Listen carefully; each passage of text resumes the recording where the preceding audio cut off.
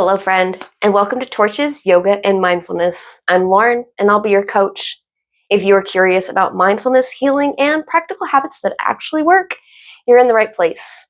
Here we focus on simple but powerful practices grounded in ancient wisdom and modern science to care for both your mind and body. So go ahead, hit that like and subscribe so you don't miss what's next. Today, we are taking a mindful pause as we say goodbye to November and hello to December. Life can fly by, especially at this busy time of year. Taking a moment to pause can give us a chance to move forward with awareness and alignment, opposed to just getting swept away and dragged along. December is a month rich with spiritual significance and renewal. While Christmas tends to take the spotlight, more than 20 major religious or cultural holidays take place in December across the world, including Hanukkah, Bodhi Day, Yule, Kwanzaa, just to name a few. At its heart, this month is about light returning after darkness, hope, reflection, and rebirth. Now, if you would like to weave some mindful joy into your December, I've pulled a few lighthearted observances from daysoftheyear.com for some inspired connection and playfulness. December 1st is National Cookie Cutter Day. Share a recipe with a friend or a loved one and bake yourself some T-Rex shaped cookies or gingerbread or Christmas tree stars, whatever brings you joy. And if you miss out on it, don't worry. There are plenty of cookie and baked good days this month. Check out daysoftheyear.com for a full list. On December 2nd, I will certainly be celebrating National Mutt Day. Sometimes the word mutt gets a bad rap, but we're just talking about mixed breed pups. Down here in the South, a lot of people call them a Heinz 57 because of the 57 ingredients, I suppose. My Axel baby is a mutt, and not that I need any special reason to spoil him, but we'll definitely be getting into some of his favorite hobbies on that day, and maybe even a trip for a pup cup. If you don't have a pup but you love animals, you can visit a local shelter to volunteer your time and maybe take some pups out for a walk. December 3rd is Let's Hug Day. Now, for full transparency, I hesitated to choose this one, but I did really like the idea of it. I kind of do consider myself a hugger, but really only for those people I'm close to, so like 3. So maybe you're like me and you'll hug those you're close to, and for everyone else in your world, it's kind of like a don't touch me thing, and that's totally okay. Get a hug in on December 3rd because it lowers stress and boosts happiness and connection. It's a simple way to show our appreciation and love. December 10th is Human Rights Day. This was first recognized in the US in 1949 and formally by the United Nations in 1950. This day honors the Universal Declaration of Human Rights, the most translated document in the world.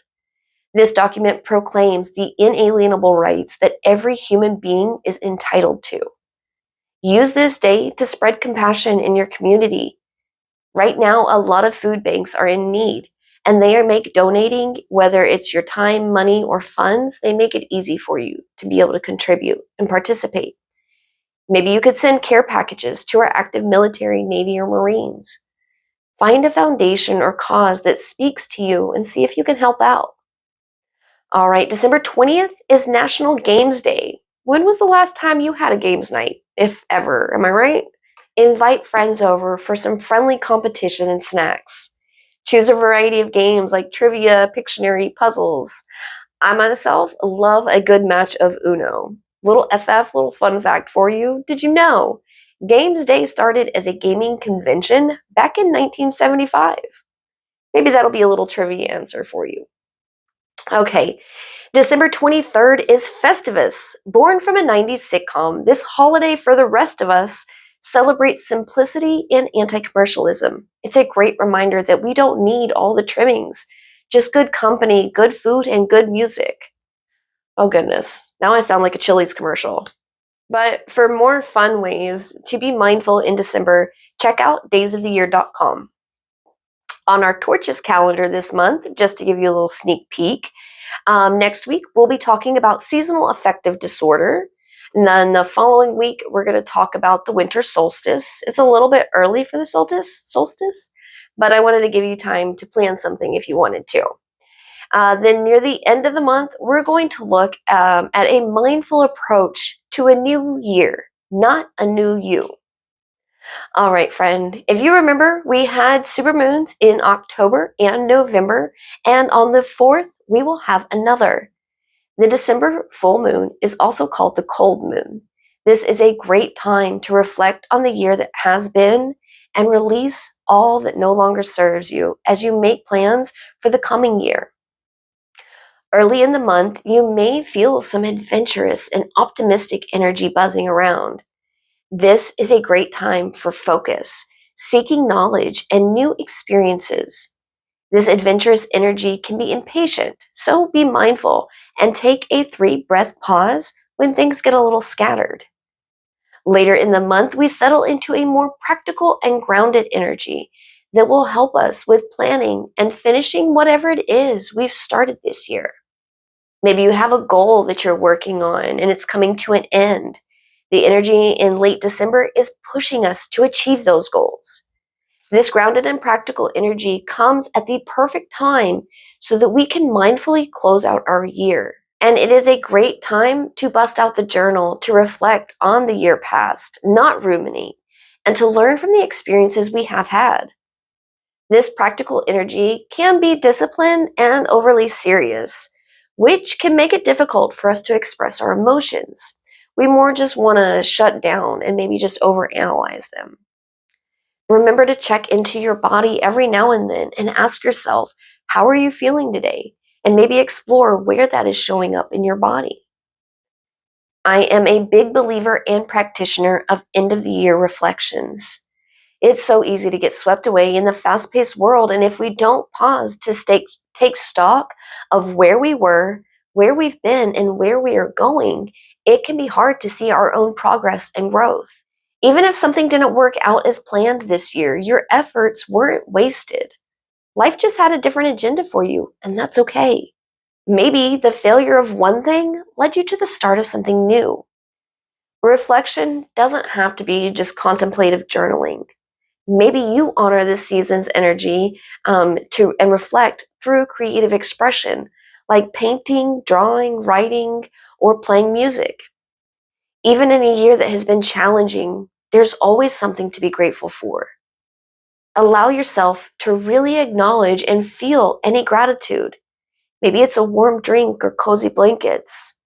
If your job is driving you nuts, you can still be grateful to have one while still polishing up the resume.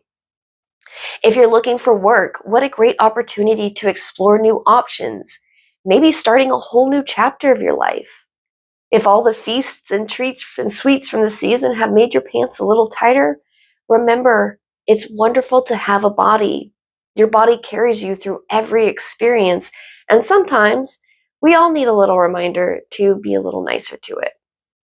Maybe you honor it with starting a new yoga practice or mindful walking routine. As the month and year winds down, it's time for release, to notice what we're holding on to, and to look a little deeper and ask, why are we holding on to that? It's a great prompt to take to your journal. Maybe you're holding on to wishing things were how they used to be, or wishing something turned out another way. Maybe we're holding on to something for comfort, control, or protection. Reframe that belief and gently remind yourself that you are more powerful than you give yourself credit for. You can honor the lesson without carrying the weight, and you can find a silver lining to how things are. This doesn't mean you have to pretend there aren't disappointments in life. Set aside some time, maybe to be spend in your cozy corner, to let yourself feel any pain, anger, frustration, or grief. Notice where it shows up in your body, and for 5 minutes, let it take the space it needs. Ask if that resentment tightening your chest, if it needs to get any tighter, if that bowling ball feeling in your stomach needs to get any heavier.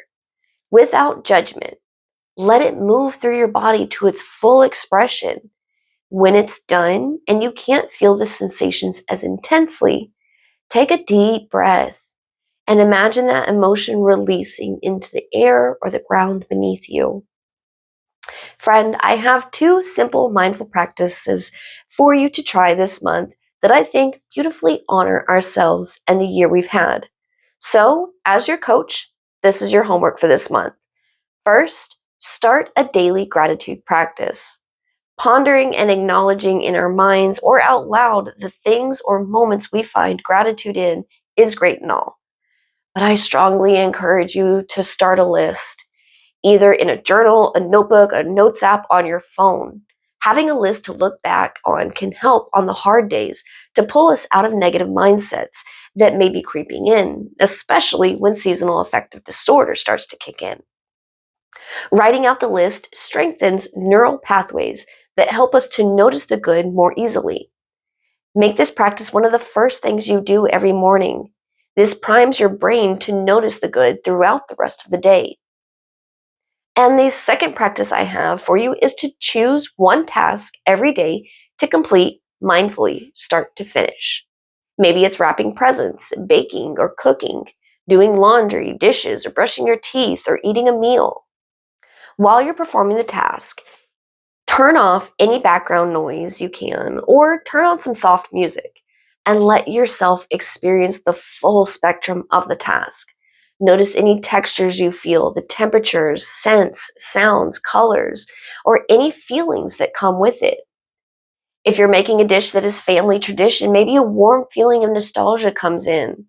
Or maybe you're eating one of your favorite comfort foods that lets your nervous system take that deep exhale. Really notice what that feels like in your body. Let yourself be fully submersed in the moment and the task.